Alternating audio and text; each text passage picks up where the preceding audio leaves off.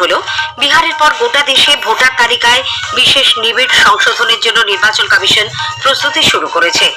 রাজ্যে অবৈধ ভোটাররা কিভাবে নির্বাচনী তালিকায় অন্তর্ভুক্ত হলো তার তদন্তের দাবি জানিয়েছে বিজেপি। কেন্দ্রীয় মন্ত্রিসভা উত্তরবঙ্গের আলুয়াবাড়ি রোড থেকে নিউ জলপাইগুড়ি পর্যন্ত তৃতীয় ও চতুর্থ রেল লাইন স্থাপনের অনুমোদন দিয়েছে। রাজ্য সরকার সহযোগিতা না করায় মেট্রো রেলের সম্প্রসারণের কাজ আটকে আছে বলে রেলমন্ত্রী অশ্বিনী বৈষ্ণব অভিযোগ করেছেন। রাজ্য সরকার এবছর দুর্গাপুজোর জন্য অনুদান 25,000 টাকা বাড়িয়ে 1,10,000 টাকা করার কথা ঘোষণা করেছে। মুর্শিদাবাদের সাম্প্রতিক অশান্তির ঘটনার সময় শান্তি রক্ষার জন্য স্থাপিত বিএসএফ ক্যাম্প এখনই সরানো যাবে না বলে কলকাতা হাইকোর্ট জানিয়েছে। উত্তরবঙ্গে আগামী দুদিন ভারী বৃষ্টির পূর্বাভাস থাকায় রাজ্য সরকার সেখানকার জেলা প্রশাসনকে বিশেষভাবে সতর্ক করে দিয়েছে। বিহারের পর গোটা দেশে ভোটার তালিকায় বিশেষ নিবিড় সংশোধনের জন্য নির্বাচন কমিশন প্রস্তুতি শুরু করেছে। এই উদ্দেশ্যে আজ বিহার বাদে বাকি সব রাজ্য ও কেন্দ্রশাসিত অঞ্চলের মুখ্য নির্বাচনী আধিকারিকদের উদ্দেশ্যে এক চিঠিতে ভোটার তালিকা সংশোধনের যাবতীয় খুঁটিনাটি অতি দ্রুত সেরে রাখার নির্দেশ দেওয়া হয়। ভোট কেন্দ্রগুলির পুনর্বিন্যাস, বুথ লেভেল অফিসার, সুপারভাইজারদের শূন্যপদ পূরণ ইত্যাদি এর মধ্যে উল্লেখযোগ্য। কমিশনের পক্ষ থেকে আরো বলা হয়েছে, ওই আধিকারিকদের আসন্ন সংশোধন প্রক্রিয়ায় অত্যন্ত গুরুত্বপূর্ণ ভূমিকা থাকবে। সে কারণে একজন বিএলও শুধুমাত্র একটি ভোট কেন্দ্রের দায়িত্বে থাকবেন এবং কোনো সুপারভাইজার যেন 10টির বেশি কেন্দ্রের দায়িত্ব না পান সেদিকেও নজর দিতে হবে। এছাড়াও রাজনৈতিক দলগুলিকে সক্রিয়ভাবে এই প্রক্রিয়ায় অংশগ্রহণের নির্দেশ দেওয়া হয়েছে। তাদের মনোনীত বুথ লেভেল এজেন্টদের দ্রুত নিযুক্ত করার কথা বলা হয়েছে, যাতে সংশোধন পর্ব চলাকালীন ভোটার তালিকায় কোনো গলদ থাকলে তা সঙ্গে সঙ্গে চিহ্নিত ও সংশোধন করা যায়।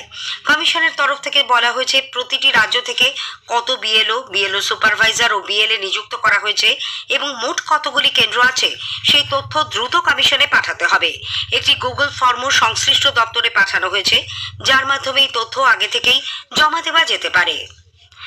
রাজ্যে অবৈধ ভোটাররা কিভাবে নির্বাচনী তালিকায় অন্তর্ভুক্ত হলো তার তদন্তের দাবি জানিয়েছে বিজেপি।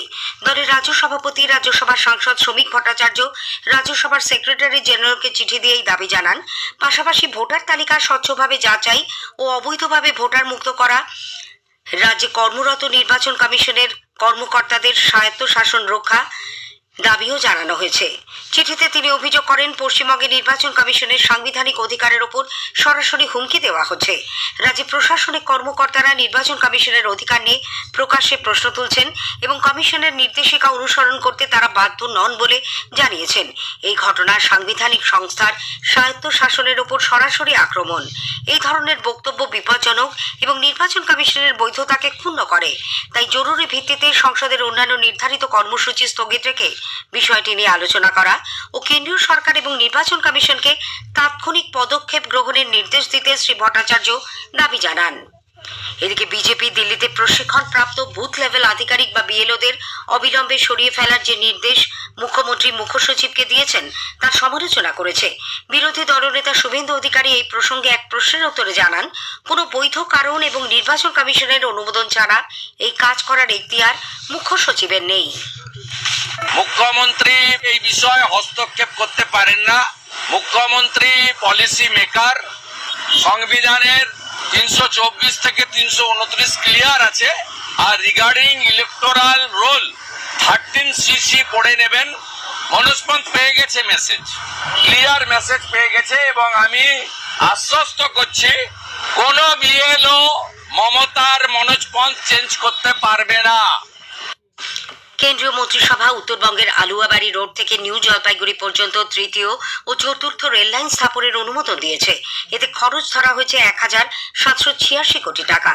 এছাড়া পঞ্চদশ অর্থ কমিশনের মেয়াদকালে প্রধানমন্ত্রী কিষাণ সম্পদ যোজনা PMKSY প্রকল্পের জন্য মোট 6,520 কোটি টাকারও অনুমোদন দেওয়া হয়েছে। তথ্য সম্প্রচার মন্ত্রী অশ্বিনী বৈষ্ণব আজ নতুন দিল্লিতে মন্ত্রিসভার বৈঠকের পর সাংবাদিকদের একথা জানান।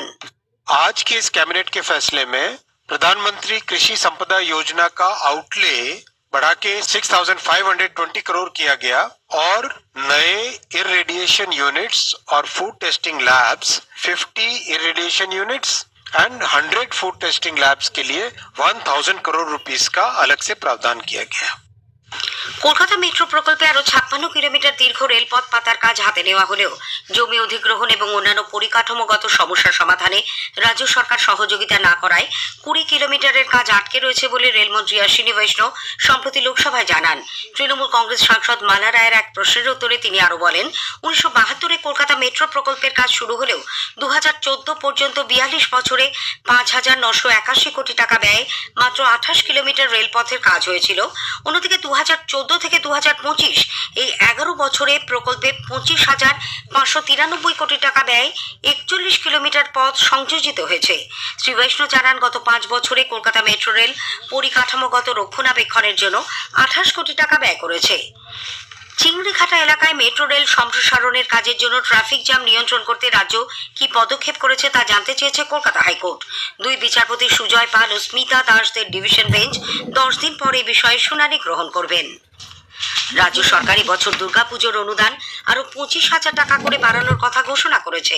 উৎসবের প্রস্তুতি নিয়ে মুখ্যমন্ত্রী মমতা ব্যানার্জি আজ নেতাজি ইন্ডোর স্টেডিয়ামে পুজো কমিটিগুলির সঙ্গে বৈঠকে জানান, এবছর কমিটিগুলি 1,10,000 টাকা করে অনুদান পাবে। ফায়ার লাইসেন্স সহ সমস্ত সরকারি ফি মকুব করে দেওয়া হলো। এবার কত? ওকে 1,10,000। পুজোটা যেন খুশিতে ভরপুর থাকে। সব ধর্ম, সব বর্ণ, সব সম্প্রদায় সবাইকে ইনভলভ করবেন, সবাইকে নিয়ে কাঁধে কাঁধ মিলিয়ে চলবেন। এটাই সম্প্রীতির বাংলা, এটাই সংস্কৃতির বাংলা। 2রা থেকে 4 অক্টোবর প্রতিমা বিসর্জন এবং নির্বাচিত প্রতিমাগুলিকে নিয়ে 5 তারিখে কলকাতার রেড রোডে পুজো কার্নিভালের আয়োজন করা হবে বলেও বৈঠকে মুখ্যমন্ত্রী জানিয়েছেন। স্থানীয় সংবাদ শুনছেন আকাশবাণী কলকাতা কেন্দ্র থেকে। ওয়াকফ সংশোধনী আইনের প্রতিবাদে মুর্শিদাবাদে সাম্প্রতিক অশান্তির ঘটনার সময় শান্তি রক্ষার জন্য যে বিএসএফ ক্যাম্প তৈরি করা হয়েছিল তা এখনই সরবে না বলে কলকাতা হাইকোর্ট জানিয়েছে। পরবর্তী আদেশ না দেওয়া পর্যন্ত বিএসএফ আধিকারিকদের সেখানেই থাকার নির্দেশ দিয়েছেন বিচারপতি সৌমেন সেন ও বিচারপতি রাজা বসু চৌধুরীর ডিভিশন বেঞ্চ। এদিকে বিরোধী দলনেতা শুভেন্দু অধিকারীর দায়ের করা মামলায় মুর্শিদাবাদে অশান্তির ঘটনায় ক্ষয়ক্ষতি সংক্রান্ত রিপোর্ট কলকাতা হাইকোর্টে পেশ করেছে রাজ্য। রাজ্যের রিপোর্টে উল্লেখ করা হয়েছে, মোট প্রায় 2 লক্ষ টাকার অস্থাবর সম্পত্তি এবং প্রায় 1 লক্ষ টাকার স্থাবর সম্পত্তির ক্ষতি হয়েছে। ঘটনায় একাধিক চার্জশিট পেশ করেছে পুলিশ। এই ঘটনায় 583 জনকে গ্রেপ্তার করা হলেও এখনো অনেকেই পলাতক। মুর্শিদাবাদে আক্রান্ত এলাকায় কেন্দ্রীয় বাহিনী মোতায়েনের সময়সীমা বৃদ্ধির জন্য আদালতের নির্দেশকে স্বাগত জানিয়েছেন বিরোধী দলনেতা শুভেন্দু অধিকারী। এক্স হ্যান্ডেলে এক বার্তায় তিনি বলেন, আদালতের হস্তক্ষেপের ফলেই মুর্শিদাবাদে বহু হিন্দুর জীবন রক্ষা পেয়েছে। একাধিক বাংলাদেশি পাসপোর্ট, ভারতের বিভিন্ন ঠিকানার একাধিক রেশন কার্ড ও আধার কার্ড সহ যাদবপুরের বিক্রমগড় থেকে এক বাংলাদেশি যুবতীকে গ্রেপ্তার করেছে লালবাজারের গুন্ডা দমন শাখা। ধৃতের নাম শান্তা পাল। মুর্শিদাবাদের রানীনগর থানার পুলিশ 6 বাংলাদেশি অনুপ্রবেশকারীকে গ্রেপ্তার করেছে। তাদের সহায়তাকারী এক ভারতীয়কেও গ্রেপ্তার করা হয়েছে। এদিকে নদিয়ার ধানতলা থানার বরন্দ এরিয়া থেকে 7 বাংলাদেশিকে গ্রেপ্তার করেছে পুলিশ। এদের মধ্যে 4টি শিশু।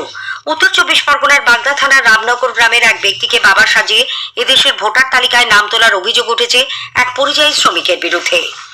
বিজেপি শাসিত রাজ্যগুলিতে বাংলাভাষী মানুষদের হেনস্থা, হয়রানি ও নিগ্রহের প্রতিবাদে কংগ্রেস আজ কলকাতায় প্রতিবাদ মিছিল করে।